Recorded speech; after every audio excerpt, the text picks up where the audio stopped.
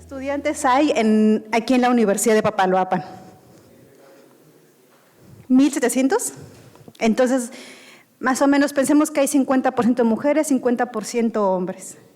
1,200, entonces 600 mujeres. Sí. ¿Cuántas? 1,200 mujeres. Y de esas 1,200, ¿cuánto es el 20%? Sacando un número. Entonces, más o menos sería, ¿cuánto fue? ¿Quién supo cuánto es 20% de 1,200? ¿Cuánto fue? ¿Cuánto? Grítenlo. A ver. ¿Cuánto? 240. O sea, pensemos que hay 240 mujeres que posiblemente tengan ovario poliquístico aquí en su universidad, solo en la universidad, sin pensar en la familia, en todo Tuxtepec, en Oaxaca. Entonces, como pueden ver, el número de mujeres afectadas por esta condición es muy elevado, si ya pensamos ahora sí en un número. ¿Okay? Y bueno, de todo esto, obviamente las mujeres muchas veces llegan al médico por problemas de infertilidad. Ese es el principal motivo por el que llegan, pero claro que no solamente la infertilidad, sino todo lo que está asociado a esta condición. Y una de estas características fundamentales, les decía, es el hiperandrogenismo, es decir, el exceso de andrógenos circulantes, pero además andrógenos que están libres en sangre. Y es este exceso de andrógenos que se puede manifestar como hirsutismo, es decir, la presencia de vello en un patrón masculino, acné también, alopecia, disfunción ovulatoria e incluso, en el caso, eso es muy raro, pero puede ser también asociado a virilización y masculinización.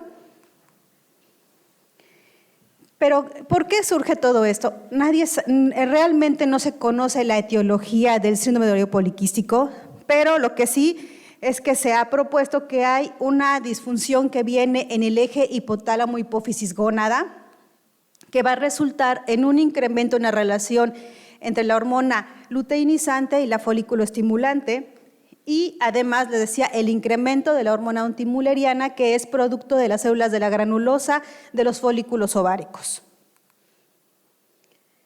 Pero además de todo este aspecto endocrino que les estoy comentando, también hay otras características que las pacientes pueden manifestar. Por ejemplo, depresión, ansiedad, problemas cognitivos, de memoria, ¿sí? Además, aspectos metabólicos como por ejemplo obesidad, intolerancia a la glucosa, resistencia a la insulina, hiperinsulinemia asociada a esta, inflamación y por supuesto la disfunción mitocondrial y el estrés oxidante, siendo la disfunción mitocondrial una característica que van a tener en común estas condiciones metabólicas y otras que no les presento aquí, pero por ejemplo ya les hablará la doctora Mitzi acerca del hígado. Y también el hígado graso está fuertemente relacionado, las bases moleculares de este, con la disfunción mitocondrial. ¿Qué es esto de la disfunción mitocondrial? Bueno, pues la disfunción mitocondrial, ustedes saben que las mitocondrias son organelos presentes en prácticamente todas las células, bueno, los eritrocitos no, pero que estas mitocondrias tienen varias funciones, una de las principales es la generación de ATP, es una de tantas funciones, ahora sabe que están involucradas en otros procesos como el metabolismo de las hormonas esteroides, la síntesis de grupos hemo, etcétera.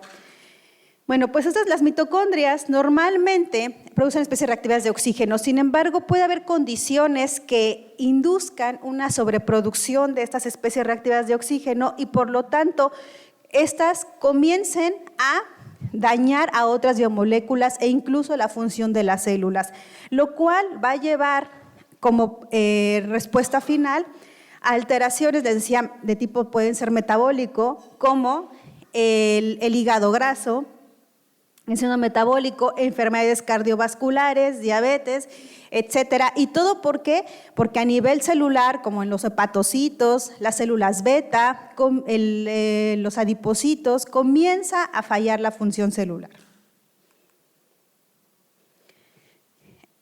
Para respaldar esto, incluso se ha demostrado que el uso de algunos fármacos como la metformina en las pacientes con síndrome de ovario poliquístico mejora la actividad mitocondrial. ¿Por qué? Bueno, y es un inhibidor del complejo 1 de la cadena transportada de electrones, y esto da como resultado menor producción de especies reactivas de oxígeno, porque hay, por esta inhibición, pero además incluso se da una mejor señalización de la insulina en las células que son sensibles a esta hormona, y que por lo tanto se ven mejoras a nivel endocrino y también metabólico. ¿Y cómo se va a manifestar esto? Por ejemplo, en la ovulación se vuelven un poco más regulares estas mujeres, el hiperandrogenismo incluso también. De hecho, hay una propuesta muy fuerte acerca de que es la insulina una de las principales responsables del hiperandrogenismo en el síndrome de ovario poliquístico. Y bueno, les decía que entonces esto respalda la idea de que la función mitocondrial y las cuestiones metabólicas son fundamentales en esta condición, y que tratar de regular o de entender qué está ocurriendo en este aspecto podría ser una estrategia para ayudar a las mujeres en el tratamiento. La disfunción mitocondrial, ¿cómo la vamos a observar? Bueno, tenemos diferentes formas de evaluar la función. Una de ellas, por ejemplo, es el genoma mitocondrial, si hay fragmentación, polimorfismos, etcétera, el número de copias incluso. A nivel ultraestructural, si se pierden las crestas mitocondriales, si hay hinchamiento, si se rompen. El metabolismo, es decir, qué tan activas están, hablando de la cadena transportada de electrones, la producción de ATP, además de la producción de especies reactivas de oxígeno, la fusión y fisión mitocondrial. Ustedes saben que las mitocondrias son organelos que están continuamente fusionándose y fisionándose para formar redes mitocondriales o mitocondrias de menor tamaño también. Y todo esto que les comento, en el caso de, no solamente específicamente del ovario poliquístico, pero en el caso del síndrome del ovario poliquístico, se ha encontrado que esta disfunción mitocondrial está presente en todos los órganos, prácticamente en todos lados. Se comenzó estudiando en sangre, porque es lo más fácil de acceder, pero se ha demostrado que se encuentra en cerebro, en intestino, en ovario, hígado, tejido adiposo, en útero, páncreas, en placenta. Entonces, si pensamos que está ocurriendo en estas placenta, útero, o bueno, en ovario, más incluso en trompas, en las trompas de falopio, imagínense, si está ocurriendo aquí, estamos hablando de que hay una posibilidad de que también afecte a los hijos de estas mujeres con ovario poliquístico. Entonces, ¿y qué respalda esta teoría? Bueno, pues que las mujeres con síndrome de ovario poliquístico van a tener mayor probabilidad de tener gran ganancia de peso con respecto a una mujer control, riesgo de preeclampsia, de diabetes gestacional, de abortos espontáneos, de embarazos múltiples. Y todo esto también son factores de riesgo no solamente para las mujeres, sino también para los hijos, porque está incrementando la probabilidad de desarrollar enfermedades, que los hijos desarrollen enfermedades, y no solamente las hijas, sino los hijos también. Y sobre esta teoría que les decía, sobre que los hijos pueden desarrollar una enfermedad, tenemos toda esta evidencia, pero va respaldada por otros estudios que ya se han llevado a cabo. Una investigadora, Sheena Stein, hace muchísimos años, bueno, sí, imagínense, en el 76, tenía la idea de que lo que le pasaba a las mujeres impactaba, o a los papás en general, a hombres y mujeres impactaba, pero sobre todo a las mujeres impactaba a la descendencia. Entonces, hizo muchísimos estudios acerca de eso, que a lo que se expone la mamá mientras que está embarazada, cómo podría impactar a la descendencia. Un claro ejemplo de lo que ocurre surgió sin tener la intención durante la hambruna holandesa en la Segunda Guerra Mundial, que ustedes sabrán que había una escasez de alimentos. Entonces en Holanda incluso pues era muy restringido el acceso, habiendo tan pocas opciones, algo de lo que sobrevivían era de sopa de tulipanes y cosas así. Entonces se encontró, o sea, que todos aquellos niños, o ya sea que, bueno, que ya eran los niños o que estaban las mujeres embarazadas y el producto de ese embarazo, que la mayoría de esas personas en la adultez desarrollaban enfermedades como diabetes o enfermedades cardiovasculares. Entonces, todo esto, este trabajo fue apoyando que aquello que le pasaba a las mujeres efectivamente impactaba de manera ya sea positiva o negativa en los hijos. Tan así que incluso durante una entrevista, algo que dice Sheena Stein es que es muy importante cuidar la nutrición y la salud de las mujeres y de las niñas, y que eso debería ser como que así clave en la salud pública, ¿sí? ¿Por qué? Porque quedamos que si todo lo que no de chiquitos o en la vida intrauterina no se cuide, va a impactar, y eso finalmente al sector público también afecta. ¿Por qué? Porque entonces, si esas personas que están enfermas van a requerir asistencia médica. Y de aquí surge otro investigador que es David Barker. David Barker, que tenía muy buena memoria. Entonces, lo que ocurre con David Barker es que propone la hipótesis que le llaman así, hipótesis de Barker. ¿Por qué surgió esta? Barker estaba viendo un mapa sobre los sitios en los cuales en Reino Unido había mayor incidencia de la enfermedad arterial coronaria o cardiopatía isquémica. Y recordó que había visto justo los sitios en donde hubo también escasez, o sea, hubo hambruna, y entonces en su mente se le hizo que eran muy similares los mapas. Entonces, cuando los pone casi uno encima del otro, se da cuenta de que prácticamente coinciden. Y entonces él postula que ya sea que la mamá tenga un exceso en la alimentación o una deficiencia, todo esto va a impactar en los hijos. Entonces, si todo está bien, el hijo sin problema, pero la mamá, ya sea que se exponga, les decía, a un ambiente de exceso de nutrientes o de bajo consumo de nutrientes, daba como resultado un hijo o hija con mayor predisposición a desarrollar enfermedades metabólicas en la vida adulta. Entonces, tomando esto como antecedente, pues podemos decir que las mujeres con ovario poliquístico que tienen el hiperandrogenismo, la disfunción mitocondrial, pero que además están cursando a lo mejor con obesidad visceral, resistencia a la insulina, hiperinsulinemia, pues todo esto tiene que tener un impacto seguramente en la descendencia. Entonces, hay algunos trabajos que se comenzaron a hacer donde se vio que efectivamente los hijos y las hijas de estas mujeres tenían mayor peso al nacer, mayor índice de masa corporal, incluso se encontró que había obesidad infantil, incremento desde muy jóvenes en la hormona antimülleriana, incluso también de testosterona, y cambios epigenéticos, es decir, un decremento en los patrones de metilación de genes asociados con el metabolismo de lípidos y carbohidratos. Por lo que entonces de aquí viene el objetivo de este trabajo, que fue evaluar justamente el efecto que tiene el síndrome de ovario poliquístico sobre el metabolismo y la reproducción en un modelo murino de hiperandrogénico o de síndrome de ovario poliquístico. Entonces, ¿qué estamos haciendo en el laboratorio?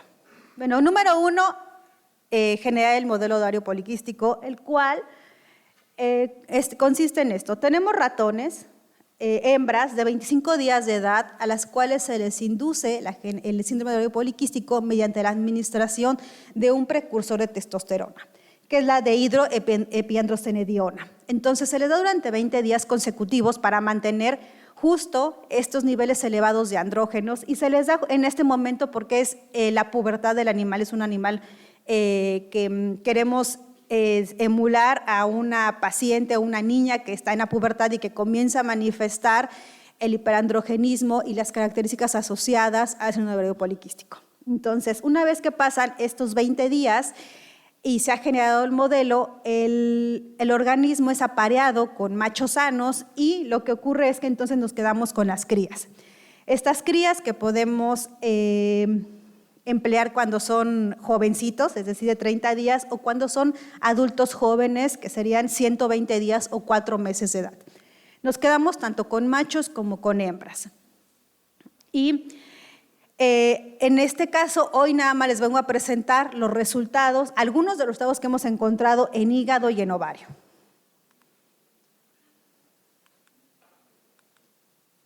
Okay. Entonces, en hígado, ¿qué encontramos? Vamos a ver.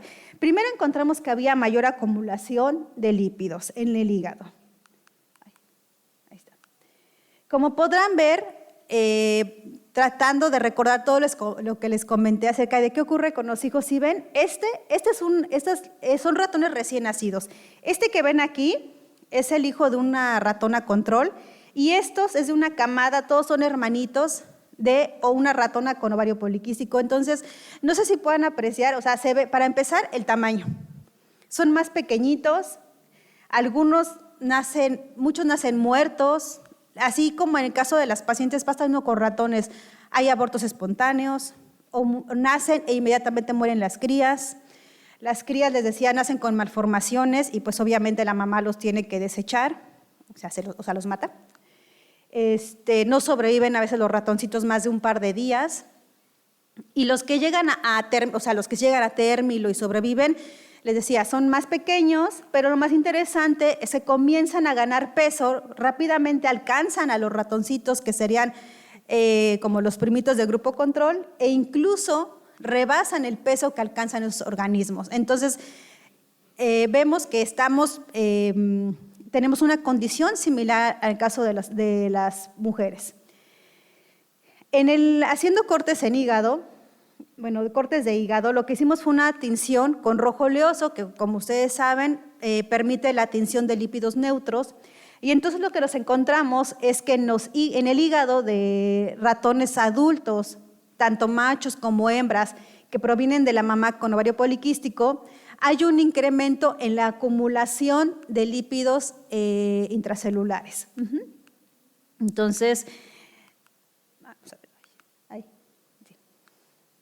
Pero no solo eso, sino que hay un incremento de lípidos, pero un decremento en el almacenamiento de glucógeno. Aquí lo que estamos viendo es una tinción de Paz, del ácido periódico de Schiff, que sirve para marcar carbohidratos, y lo que vemos es que hay menor acumulación. Entonces, estamos observando cambios en el metabolismo del hígado. ¿Por qué? Porque ahora tiende a almacenar lípidos, pero no estamos viendo el almacén de glucógeno.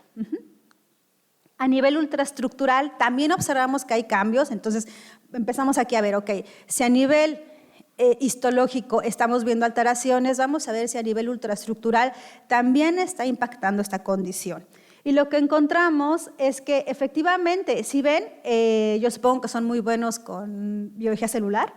Entonces aquí tenemos solo una partecita de los hepatocitos, aquí tenemos la mitocondria, esto que ven aquí, retículo endoplásmico, aquí también, este sería el control, retículo endoplásmico, aquí está el de los experimentales, las mitocondrias, esas son mitocondrias de los experimentales, y lo que podemos observar es que, si ven, el retículo, todo es el mismo aumento, para hacer la comparación. Entonces, si ven, el retículo endoplásmico respecto a este se ve hinchado, se ve dilatado, eso no es normal. Además, las mitocondrias, lo que vemos es que cuando son adultos comienza a despegarse la membrana interna de la externa mitocondrial. No sé si lo vean aquí en el circulito. Y todo esto pues, nos está hablando de que hay alteraciones en las células, es decir, hay un estrés tanto de retículo endoplásmico como mitocondrial que nos está hablando de que hay daños intracelulares.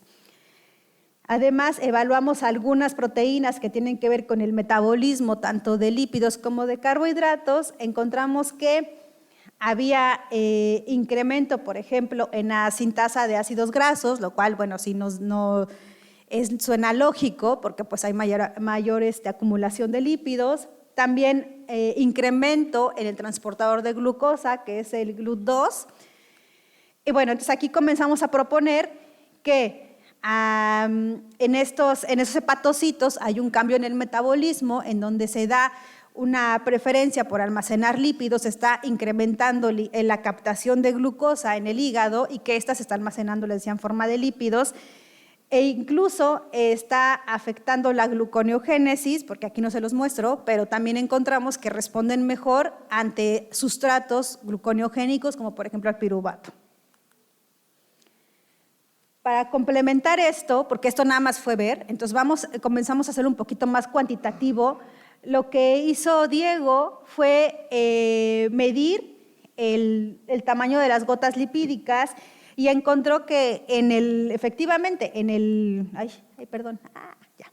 que en las crías de las ratoncitas con ovario poliquístico, estas gotas lipídicas no solamente es que, guarda, pero son gotas de mayor diámetro en esos animales. Y además de todo, ya hablando de la función mitocondrial, porque imagínense, si hay más lípidos, pensemos en una célula, cada organelo está interactuando con otro. La mitocondria es un organelo que interactúa con todo, interactúa con reticulado endoplásmico, con núcleo, lisosomas, membrana plasmática, con gotas lipídicas, está todo el tiempo interactuando con otros organelos. Entonces, aquí lo que vimos es que las mitocondrias, número uno, la abundancia en el grupo experimental es mayor, es decir, las crías, en este caso machos de las ratoncitas, tienen mayor número de mitocondrias.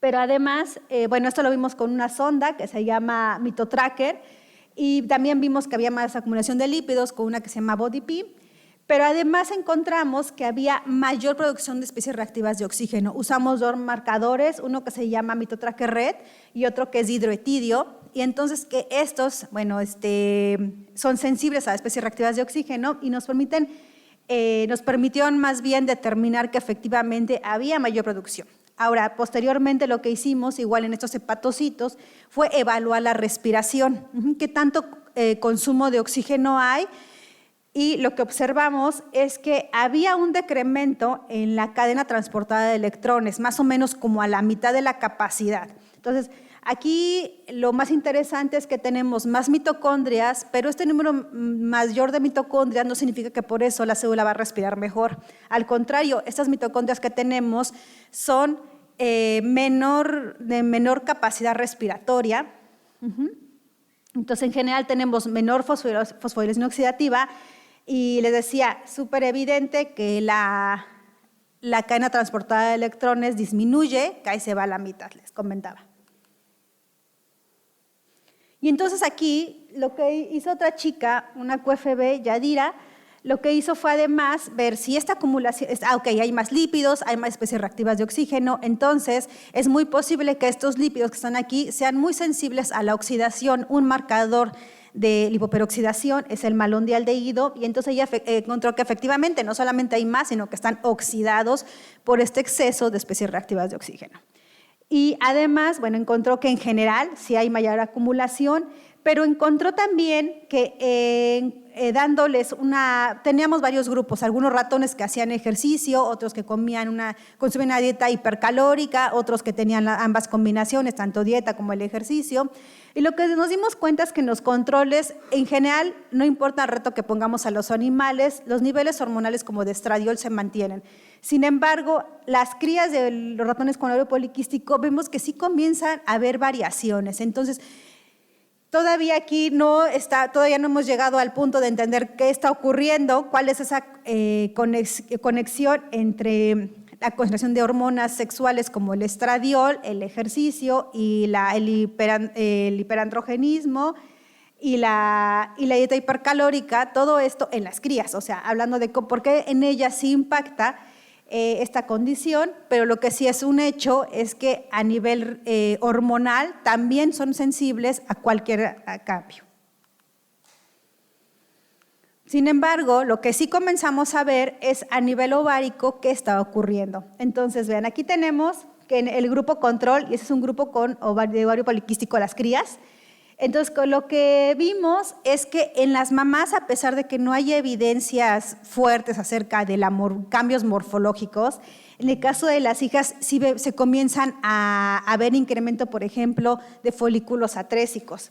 A nivel ultraestructural encontramos que en las células de la granulosa había cambios a nivel mitocondrial, pero en los ovocitos era todavía más impactante o más drástico este cambio. Entonces, esto que vemos aquí son las mitocondrias y aquí también tenemos. Entonces, algo que nos llamó mucho la atención, aquí está el mayor aumento, es que las mitocondrias de los ovocitos de las crías de las ratonas con ovario poliquístico tienden a tener esto que tiene un aspecto como de vacuola. Entonces, esto que les digo de la vacuola, comenzamos a revisar la literatura y nos encontramos que hay algunos artículos donde reportan que se forman estas vacuolas y hasta ahorita nadie sabe qué son, pero recientemente, hace un par de años, se comenzó a observar que estas estructuras, estas vacuolas, no eran que se podían encontrar en otras células, en otras como por ejemplo los osteocitos, por poner un ejemplo, y entonces se dieron cuenta de que estas vacuolas en realidad son porciones de citoplasma que la mitocondria engloba. Y entonces, ¿por qué? Porque es en respuesta a un estrés celular, no se entiende nadie sabe ni por qué se están llevando a cabo, ni cuál es el objetivo. Hay gente que propone que a partir de esto la mitocondria va a generar unas vesículas que va a desechar, va a mandar fuera de la célula para eliminar aquello que hay por ejemplo proteínas que no estén bien plegadas, etcétera. Cualquier molécula o cualquier porción de la mitocondria que tenga daño y que entonces podría repercutir en la función celular, lo que prefiere hacer la célula es eliminarlo. Entonces, esa es la propuesta, pero no hay hasta ahorita ninguna evidencia. Bueno, pero entonces lo que vimos nosotros es que esas estructuras están muy presentes, pero sí, era evidente que los ovocitos tienen las mitocondrias con esta vacuola y además lo que vimos es que son mitocondrias que pueden ser incluso de mayor tamaño en el grupo, aquí a diferencia del hígado, aquí son más grandes, y la vacuola, que ya la hemos medido, y puede ocupar hasta ser la mitad del área de la mitocondria.